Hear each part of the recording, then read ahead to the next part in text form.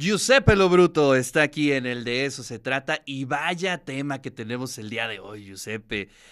Creo que ha sido uno de las filtraciones, de las investigaciones que más han simbrado el mundo periodístico, financiero, el mundo público, Giuseppe. Así es, así es. Buen día, Ricardo. Buen día a todos los radioescuchas.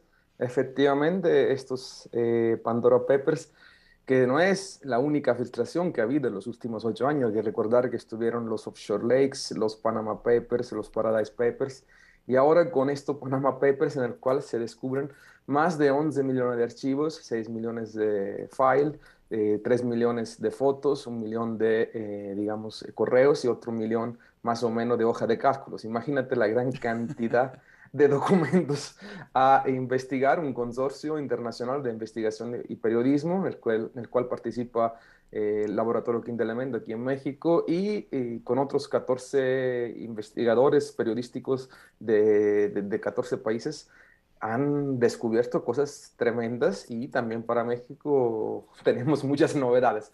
Pero lo más importante es que hay muchas empresas offshore en el cual muchos políticos, entre ellos jefes de estados, esconden fortunas o son fachadas para no pagar impuestos. Claro. Solamente A ver, para darte un... aprovechemos la oportunidad, Giuseppe, para que nos expliques, a ver, ¿qué pasa, no? Es decir, yo soy un millonario, soy un empresario, soy un político, tengo mucho dinero, pero efectivamente lo que no quiero es pagar impuestos por tener Así esas es. cantidades. Entonces, hay algunos países, hay algunos estados en Estados Unidos, ¿no?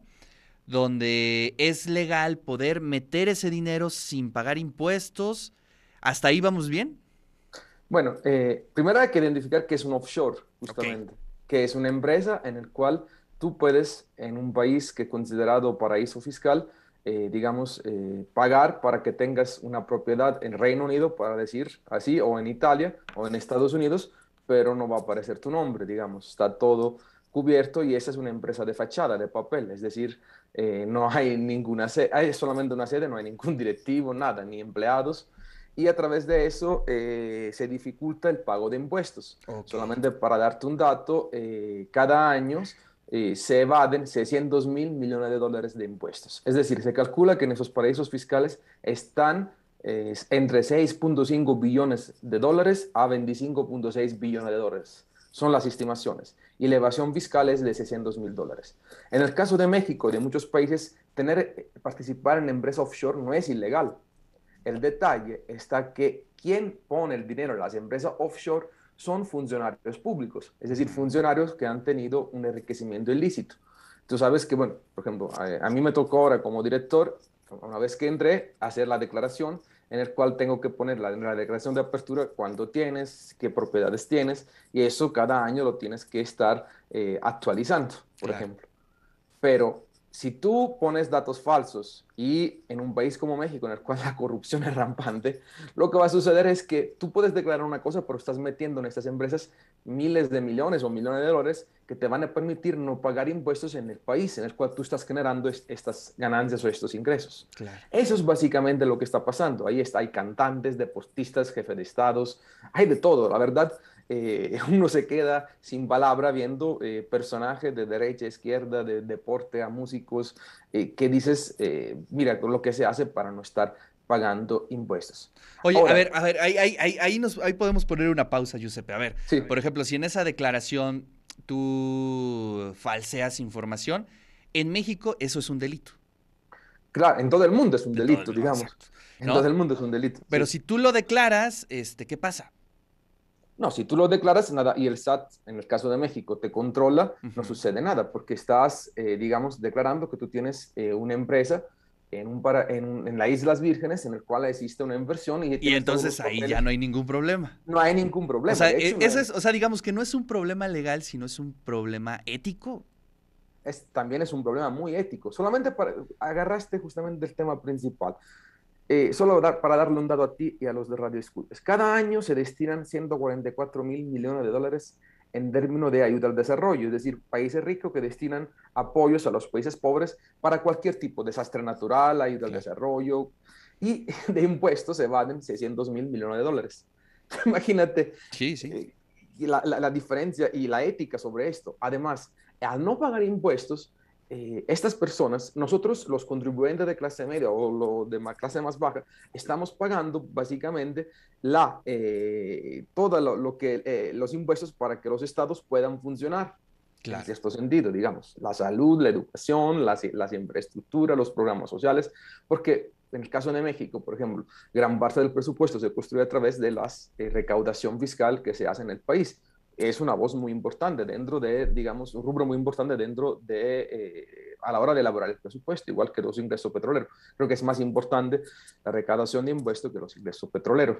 Entonces, imagínate, tú estás declarando, no estás declarando lo que es y destinas todo ese dinero en paraísos fiscales.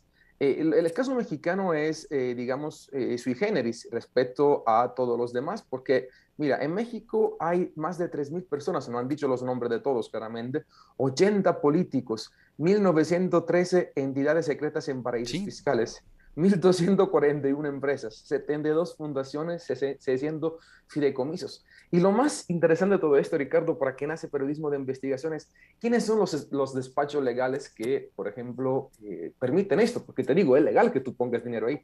Ahí está, por ejemplo, Alemán y Cordero y Galindo, Overseas Management, bueno, Alpha, Dead, y está esta que a mí me llama la atención, que es Trident Trust Company Limited, que es una empresa en la cual aparecen varios políticos, desde el PRI, Morena, el Verde, el PAN, hijos de gobernadores, está toda la red de Enrique Peña Nieto. Hay, por ejemplo, en este momento el secretario actual de Comunicación y Transporte, que además declara que puso ese dinero a principios de los años 2000 y que lo perdió todo, porque también otro riesgo es que cuando tú pongas esos dineros te pueden también defraudar. Es, es algo complejo, la verdad, es una red tremenda en el cual hay lavado de dinero, se recicla dinero, y eso es uno de los peligros Wow. más fuertes. Pero no es la primera vez que pasa esto, Pero digamos. creo que sí es, digamos, sí, sí, sí, tienes toda la razón. No es la primera vez que pasa, pues prácticamente a cada rato hay de este tipo de escándalos. Pero entiendo que esta investigación es muy importante. Es decir, por los, digamos, nombres que aparecen. Por ejemplo, dice 3 jefes de Estado en activo Así y es. tiene en común haber sido empresarios acaudalados. Por ejemplo, obviamente, Sebastián Piñera, en el Eguillermo ecuatoriano Guillermo Lazo, Lazo y el el presidente dominicano dominicano. Luis Abinader, ¿no? También Sí, emergen 11 exmandatarios, como lo son los colombianos César Gaviria, Andrés Pastrana, el peruano Pedro Pablo Kuczynski, sí, ¿no? El sí, hondureño sí, sí. Porfirio Lobo, el paraguayo Horacio Cartes, el panameño Juan Carlos Varela, Ricardo Martinelli y Ernesto Pérez. Es decir, es una élite Sí. la que está teniendo unas costumbres extraordinarias de cómo Pare- reinvertir su dinero, ¿no? Parece la lista de seleccionados al mundial ahí, de los jefes de estados. Bueno, eso es América Latina, pero está Tony Blair, Sí, claro. está Putin en Rusia. Hay muchos nombres. Aquí en México, por ejemplo, una cosa que me llama la atención es que están muchos de los contratistas más importantes durante la época de Enrique Peña Nieto. No quiero hacer nombres porque hasta hay demandas ya, imagínate, de estas personas frente a este consorcio internacional, en Claro. el cual es muy importante decir la colaboración, también es un punto para que los redescuchas entiendan también el tema, la colaboración de investigación periodística entre 14 países, 14, digamos, periódicos independientes. Lo cual es muy interesante. Por ejemplo, está The Guardian en Inglaterra, Panorama BBC, está El Fatto Quotidiano, me parece, en Italia. Claro. Hay otros en Alemania, en Estados Unidos, en México. Quinto Elemento, es algo muy importante decirlo, que es un tema, es un periódico de investigación que está haciendo, digamos, todo esto para investigar y estar presente en este consorcio. Pero también a mí lo que me llama la atención es, después de 8 años, Ricardo, ¿te acuerdas Wikileaks Claro.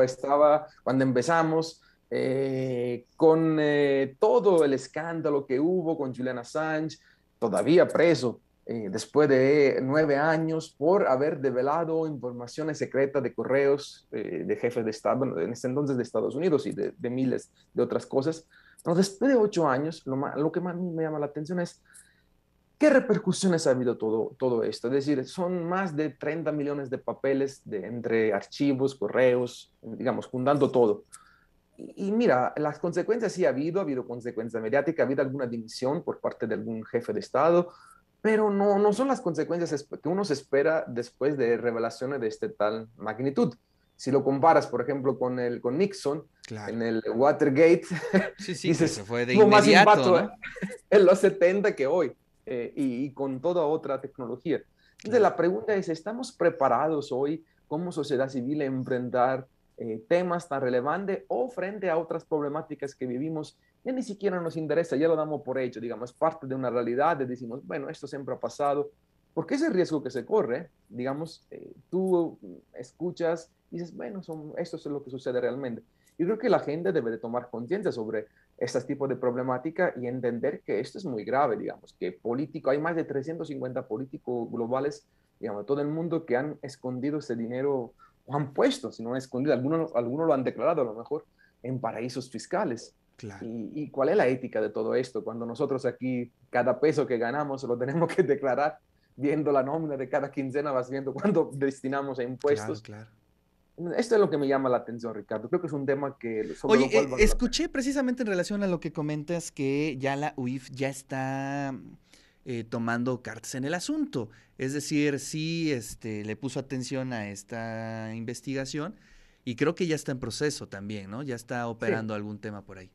sí, Santiago Neto hasta hizo declaraciones desde el primer momento que cualquier político de Morena, de PRI, de PAN, del Verde o de como se llama el partido, que está mencionado estará bajo investigación y tiene que declarar lo que efectivamente ha hecho con dinero que puede ser, que tiene que decir de dónde viene ese dinero y por qué lo puso allá. Porque el detalle es de dónde saca ese dinero, porque todo se debe de comprar con respecto a los ingresos que uno tiene y por cuál motivo pusiste ese dinero allá que no estaba, digamos, legalmente declarado. Claro. Y creo que va a haber repercusiones importantes. Está Arturo Schroeder, que fue también el secretario jurídico, bueno, Consejero jurídico. consejero jurídico de Andrés Manuel, y el mismo presidente dijo que él debe de dar las declaraciones correspondientes sobre el porqué de estas situaciones.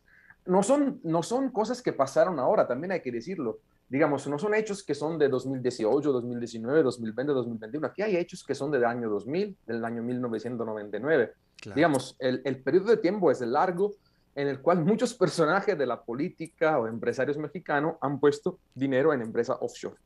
Entonces, es interesante la cuestión.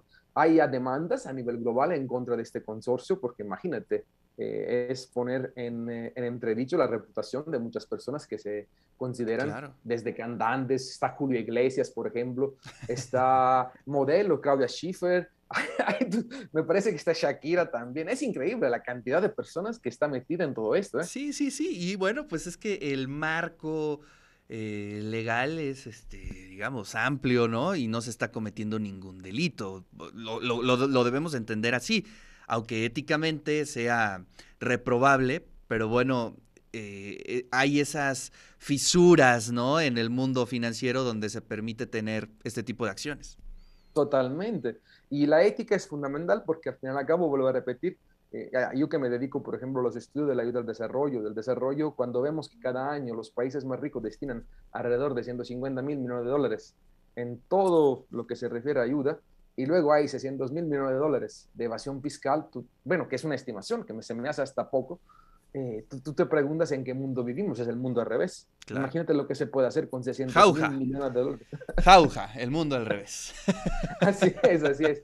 Pero bueno, va a haber repercusiones, sobre todo yo creo que ya en Chile estaba leyendo bastantes, digamos, un escándalo mediático en contra del presidente Piñera, también en Ecuador, con una división social que hay derivada de las últimas elecciones, muy cuestionada, en el que Guillermo Lasso llega al poder y bueno, a ver qué sucede también. Son dos Claro. países importantes en América Latina. República Dominicana igual, el presidente está bajo presión y también estos expresidentes que, por ejemplo, yo Tony Blair no lo hubiera imaginado, digamos. Me acuerdo, era el héroe de la tercera vía en ese momento en Europa en los años 90, es el laborista joven que iba Claro. después del muro de Berlín a llevar la socialdemocracia a sus máximos esplendores después de 10 años de Thatcher. Y mira, todos están metidos en esos tipos de acciones. Y vamos a ver qué pasa en México también. Es importante, hay 3.054 personas o 3.087 personas mencionadas. Hay que recordar, no todos los que pusieron ese dinero hicieron algo ilegal, nada más aquellos que no declararon ese dinero en el país, en México, y lo pusieron en, digamos, en algún paraíso fiscal. Ese es el, digamos, el delito. Claro. Porque sí, México permite que tú tengas, como lo llaman, empresas fachadas para que puedas comprar propiedades al extranjero. Y bueno, lo más interesante de todo esto, hay una película muy interesante, se me escapa el nombre, que es de un periodista de Estados Unidos que va a Puerto Rico, en el cual hay empresas que no aparecen, nada más están de pura fachada. Se habla de los años 60, 70, y es muy interesante porque pasa en el 2021, sigue pasando lo Exactamente lo mismo.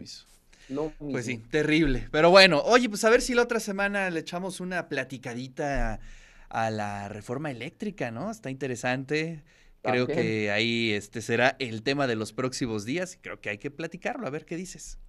Con todo gusto, estaba preparando ya el tema, he estado revisando, como sabes, hay que preparar cada martes una nota y bueno, hay Claro. que ir revisando durante la semana, pero con todo gusto vamos a hablar de esta reforma eléctrica, avances, contradicciones, polémicas que hay en torno a ello, pero bueno, me parece que la polémica central ayer salía para dar un adelanto sobre el tema de si se respetan los lineamientos del TEMEC, es decir, de Claro. México al Sí, sí, hacer... sí.